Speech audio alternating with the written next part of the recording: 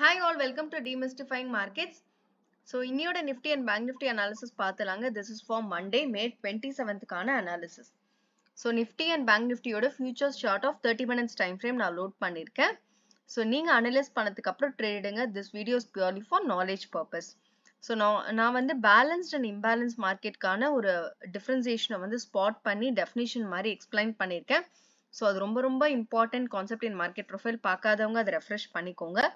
And how to capture a trend day அதுல வந்து நம்ம எவ்வளவு points capture பண்ண முடியும் ஒரு trend dayல எப்படி trend day ஐடென்டிஃபை பண்றது ஃபர்ஸ்ட் எல்லாமே நான் எக்ஸாம்பிள்ஸோட கோட் பண்ணிருக்கேன் சோ அதை ரெஃப்ரெஷ் பண்ணிக்கோங்க and உங்களுக்கு என்னோட அனாலிசிஸ் பிடிச்சிருக்கு அப்படின்னா kindly like share and subscribe my channel so இன்னைக்கு பாத்தீங்கன்னா நிஃப்டி அன்னைக்கு ஃப்ரைடே அன்னைக்கு பாத்தீங்கன்னா சோ என்ன நடந்திருக்குன்னா 23000ல மார்க்கெட் ஓபன் ஆயிருக்குங்க ஓபன் ஆனதுக்கு அப்புறம் பாத்தீங்கன்னா கீழே வந்துட்டு ஒரு லிட்டில் பிட் தான் இறங்கி இருக்கு சோ அதுக்கப்புறம் போர்லோ வச்சு மார்க்கெட் அகைன் வந்து மேல ஐபி பிரேக் அவுட் ஆயிருக்குங்க சோ ஐபி பிரேக் அவுட் ஆயிட்டு மார்க்கெட் வந்து அங்க சஸ்டெயின் ஆச்சான்னு கேட்டா இல்ல அகைன் பாத்தீங்கன்னா க்ளோசிங் வந்து ஆல்மோஸ்ட் ஐபிக்குள்ளேயே வந்து முடிஞ்சிருச்சு சோ 23000க்கு ஓபன் ஆன மார்க்கெட் வந்து ஆல்மோஸ்ட் க்ளோசிங்கும் ஒரு 23000 கிட்ட தான் க்ளோஸ் ஆயிருக்கு சோ ஓபனுக்கும் க்ளோஸ்க்கும் பெரிய டிஃபரன்ஸ் இல்ல பட் அகைன் பிஓசி பாத்தீங்கன்னா அன்னைக்கு வந்து 23000க்கு மேலதான் பிஓசி பில்ட் ஆயிருக்கு சோ மார்க்கெட் வந்து மேலையும் பெருசா போகல கீழேயும் பெருசா போகல ஒரு பேலன்ஸ்டு சினாரியோல தான் கிரியேட் பண்ணிருக்காங்க மார்க்கெட்டை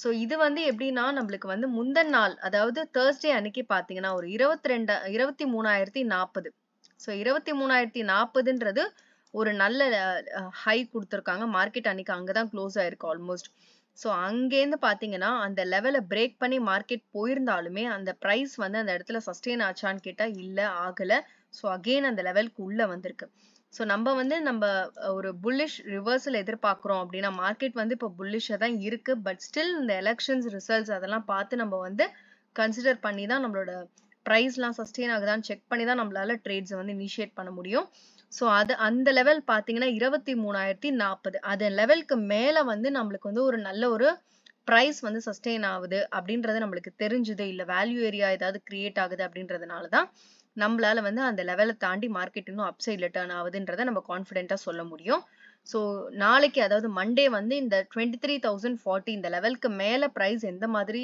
ரியாக்ட் ஆகுதுன்றதை நம்ம தெரிஞ்சுக்கிட்டு அப்படி வந்து பிரைஸ் இதுக்கு மேல ஓபன் ஆச்சு அப்படின்னா ஃபர்ஸ்ட் இமீடியட் டார்கெட் பாத்தீங்கன்னா ஏன்னா நம்மளுக்கு ஆல் டைம் ஹைன்றதுனால ரெஃபரன்ஸ் பாயிண்ட் இல்ல சோ 23100 இதுதான் அன்னியோட புவர் ஹை சோ அந்த புவர் ஹையை அவங்க கிளியர் பண்ணணும் ஃபர்ஸ்ட் 23035-40க்கு மேல பிரைஸ் ஆச்சுன்னா 23100 வந்து ஒரு ஃபர்ஸ்ட் ரெசிஸ்டன்ஸா ஆக்ட் ஆகலாம் அதுக்கப்புறம் ஸ்லோவா மார்க்கெட் வந்து how it is going to ரியாக்ட்ன்றதை வச்சுதான் நம்ம வந்து நம்மளோட ரெசிஸ்டன்ஸ் வந்து அப்பர் சைடு நம்மளால டிஃபைன் பண்ண முடியும் இன்கேஸ் மார்க்கெட் வந்து டவுன் சைட்ல ஓப்பன் ஆச்சு இல்ல ஓப்பன் ஆயிட்டு மேல போயிட்டு கீழே பிரைஸ் சஸ்டெயின் ஆகாம கீழே வருதுன்னு வச்சுக்கோங்களேன் ஃபர்ஸ்ட் இந்த 23000ன்றது ஒரு பிஓசியா அவங்க பில்ட் பண்ணிருக்காங்க இந்த சேம் டே அன்னைக்கு க்ளோஸ் பண்ணிருக்காங்க முந்தின நாள் பாருங்க அதே இடத்துலதான் க்ளோஸ் பண்ணிருக்காங்க சோ முந்தின நாளோட க்ளோஷர் தான் மறுநாளோட பிஓசியா இருக்கு சோ இந்த ரெண்டு பாயிண்ட்டுமே நம்மளுக்கு வந்து ஒரு பிஓசி வந்து ஒரு நம்மளுக்கு காமிக்கிறதுக்கு டிஃபைன் பண்றதுக்கு வேலிடா இருக்கு பிஓசியும் சரி முந்தின நாளோட க்ளோஷரும் சரி 23000ல பில்ட் ஆயிருக்கு சோ 23000 ஒரு perfect level of support act ஆகலாம் ஃபர்ஸ்ட் இன்கேஸ் அதுவும் புரோக்கன் அப்படின்னு வச்சுக்கோங்களேன் the next immediate support பாத்தீங்கன்னா நம்மளோட புவர் லோ வச்சு இறக்கிருக்காங்க இல்லையா அதுக்கப்புறம் மார்க்கெட் வந்து ரிவர்ஸ் பண்ண இடம் பாத்தீங்கன்னா 22950 சோ அந்த லெவல் இந்த லெவலும் நம்மளுக்கு வந்து சப்போர்ட்டா எடுத்துட்டு ஆக்ட் ஆகலாம் இல்ல இந்த லெவலும் புரோக்கன் அப்படின்னாங்கன்னா நெக்ஸ்ட் லெவல் பாத்தீங்கன்னா 22900 சோ மார்க்கெட் வந்து 22900 வந்து நீங்க 4 ஹவர்ஸ் அதாவது வீக்லி சார்ட் நான் உங்களுக்கு காட்டுறேன் அப்போ வந்து கிளியரா புரியும் சோ மார்க்கெட் வந்து 22900 ஏன் வந்து நம்மளுக்கு வந்து ஒரு நல்ல சப்போர்ட் ஆக்ட் ஆகும்னா அதை வந்து தாண்ட முடியாம இருந்திருக்கு 8ஆம் தேதி ஏப்ரல்ல இருந்து அந்த லெவலை தாண்ட முடியல ஒரு வாட்டி போர் ஹையும் மார்க்கெட் வச்சுட்டு அதுக்கப்புறம் இந்த வாட்டி தான் மார்க்கெட் வந்து நல்லாவே மேல போயிருக்கு ஸோ 22900 வரும்போது நல்ல ஒரு ரிவர்சல் கிடைக்குதா அப்படின்றத நம்ம வீக்லி சார்ட்லயும் கன்ஃபார்ம் ஆகுது அண்ட் வீக்லிலையும் பாத்தீங்கன்னா நம்மளுக்கு சிங்கிள் பிரிண்ட் இருக்குங்க so வீக்லியோட சிங்கிள் பிரிண்ட் வந்து starts from 800 அந்த level 22800 so in case market 900 broken 22900 also broken அப்படின்னாங்கன்னா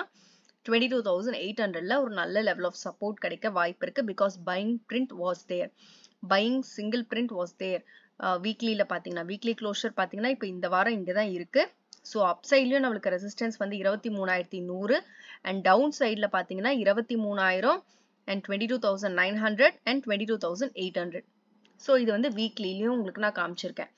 so next moving on, இங்க பாத்தீங்கன்னா 30 மினிட்ஸ்லயும் உங்களுக்கு வந்து கிளியரா தெரியுது. ஸோ டார்கெட்ஸ் எல்லாமே அப் சைட்லயும் டவுன் சைட்லயும் நல்லாவே உங்களுக்கு தெரியுது. 800லயும் உங்களுக்கு சிங்கிள் பிரிண்ட் தெரியுது அண்ட் 900லயும் உங்களுக்கு நல்ல லெவல் தெரியுது POC. So moving on to bank Nifty பாத்தீங்கன்னா அகைன் பேங்க் நிஃப்டியும் ஒரு பேலன்ஸ் ஸ்டேட்ல தாங்க இருக்கு. பட் பேங்க் நிஃப்டியோட பையிங் டெயில் பாருங்க, அந்த பையிங் டெயில் வச்சு சிங்கிள் பிரிண்ட் போயிட்டு மார்க்கெட் எந்த இடத்துல க்ளோஸ் ஆனாங்களோ அதே இடத்துலயே பாத்தீங்கன்னா பேங்க் நிஃப்டிக்கும் பிஓசி பில்ட் ஆயிருக்கு. ஸோ எந்த இடத்துல முந்தின நாள் க்ளோஷர் ஆச்சோ மறுநாள் அந்த இடத்த கன்ஃபார்ம் பண்ணி அவங்க பிஓசி பில்ட் பண்ணிருக்காங்க. ஸோ இந்த வேல்யூ ஏரியா வந்து இந்த பிஓசி வந்து ரொம்ப இம்பார்ட்டன்டான ஒரு வேல்யூ ஏரியாவா இருக்கும். ஸோ 48,900 அந்த லெவல் வந்து நம்ம நல்லாவே வாட்ச் பண்ணலாம். ஸோ பேங்க் நிஃப்டிக்கு நல்ல டார்கெட்ஸ் வந்து நம்மளுக்கு அப்சைடு இருக்கு. 50,000 வரையுமே டார்கெட்ஸ் இருக்கு. ஸோ இதோட முந்தின நாளோட போற ஹையை கிளியர் பண்ணி மார்க்கெட் மேல போய் இட்ஸ் நாட் லைக் நிஃப்டி பாத்தீங்கன்னா மேல போனாலுமே க்ளோஷர் பாத்தீங்கன்னா ஆல்மோஸ்ட் வந்து அந்த ஐபிக்குள்ள வந்துருச்சு. பட் வெரஸ் பேங்க் நிஃப்டி பாத்தீங்கன்னா ஐபிக்கு வெளியில தான் க்ளோஷர் இருக்கு. ஒரு லிட்டில் பிட் டிஃபரன்ஸ் தான் இருக்கு. பட் அகெயின் பாத்தீங்கன்னா பெரிய டிஃபரன்ஸ் இல்லைனாலும் முந்தின நாளோட போரையை கிளியர் பண்ணி க்ளோஸ் ஆயிருக்குங்க. ஸோ பேங்க் நிஃப்டி வந்து லைக் சம்வாட் புல்லிஷா தான் இருக்கு. இங்க பாத்தீங்கன்னா முந்தின நாளோட போர் ஹைக்கு மேலதான் க்ளோஷர் இருக்கு. அண்ட் அன்னைக்கும் வந்து அவங்க போரை வச்சு பேலன்ஸ் பாத்தீங்கன்னா அந்த ஐபி கிட்ட தான் க்ளோஸ் பண்ணிருக்காங்க. நான் ஐபிக்குள்ள வரல. ஸோ மார்க்கெட் க்ளோஸ் ஆன இடம் ஆல்மோஸ்ட் 49,000. 49,100ன்றது first level of resistance for bank நிஃப்டியா இருக்குங்க. இன்கேஸ் மார்க்கெட் வந்து அப் சைடு நோக்கி போகுது அப்படின்னா. இன்கேஸ் அதையும் உடைச்சிட்டு பிரைஸ் நல்லாவே சஸ்டெயின் ஆகுது அப்படின்னா நெக்ஸ்ட் பாத்தீங்கன்னா ஒரு ஃப்ரெஷ் பிஓசி இருக்கு. Fresh POC at the level of 49,200 அந்த லெவல்ல இருக்கு. 6th மே வந்த பிஓசி. ஸோ அது வந்து இன்னுமே வந்து அன்டெஸ்டட் பிஓசின்னு சொல்லுவாங்க. அதாவது ஃப்ரெஷ்ஷா இருக்கு பாத்தீங்களா, அது வந்து இன்னும் டெஸ்ட் பண்ணவே இல்லை. மார்க்கெட் வந்து ஒரு லெவலை டெஸ்ட் பண்ணும்போது தான் நம்மளுக்கு வந்து அங்க சப்போர்ட் எடுக்குதா இல்ல அதை பிரேக் பண்ண போதான்னு தெரியும். இல்ல அப்சைட்ல டெஸ்ட் பண்ணும் போது தான் ரெசிஸ்டன்ஸ் ஆகுதா இல்ல அதை பிரேக் பண்ண போதான்னு தெரியும் அப்படின்னு சொல்லுவோம். அந்த மாதிரி இது வந்து அன்டெஸ்டட் பிஓசியா இருக்கு. ஸோ 49,230 அரௌண்ட் 200க்கு மேல வந்து மார்க்கெட் வந்து சஸ்டெயின் ஆகுது அப்படின்னா அடுத்த டார்கெட்டான 49,400 அந்த லெவலுக்கு போகும். ஏன்னா 49,400க்கு மேல வந்து ஒரு சின்ன ரெசிஸ்டன்ஸ் இருக்கு. மார்க்கெட் வந்து ஆல் டைம் ஹையான 50,000 வரையும் போறதுக்கு ஸ்லோ அண்ட் ஸ்டெடியா போகிறதுக்கு ட்ரை பண்ணுங்க. ஸோ ஃபர்ஸ்ட் பிரைஸ் வந்து அந்த 49,100ம் 200யும் கிராஸ் பண்ணணும். இது வந்து upside for bank Nifty. In case downside பாத்தீங்கன்னா 48,900 வந்து நம்ம பேசின மாதிரி ஒரு வேல்யூ ஏரியாவா அவங்க பில்ட் பண்ணிருக்காங்க. ஸோ இந்த இடத்துல வந்து நம்ம அதுக்கு கீழே வந்து பிரைஸ் வருதா அப்படின்றத நம்ம செக் பண்ணோம். இன்கேஸ் பிரைஸ் வருதுன்னு வச்சுக்கோங்களேன், நம்ம 4 ஹவர்ஸ்லயும் ஒரு வாட்டி கிளியரா பார்க்கலாம். 48,900க்கு கீழே பிரைஸ் வருது அப்படின்னா அண்ட் தென் 48,800 வந்து ஒரு நல்ல லெவல் ஆஃப் சப்போர்ட்டா இருக்கும். அதுக்கப்புறம் பாத்தீங்கன்னா எனக்கு 48,000ல வந்து 500ல ஒரு பையிங் சிங்கிள் பிரிண்ட் இருக்குங்க. அதுவும் நான் உங்களுக்கு வீக்லில காட்டுறேன். ஸோ 48,800 இந்த லெவல், that is 48,700, சாரி 48,700 இந்த லெவல் வந்து நம்மளுக்கு புவர் லோவா வச்சிருக்காங்க.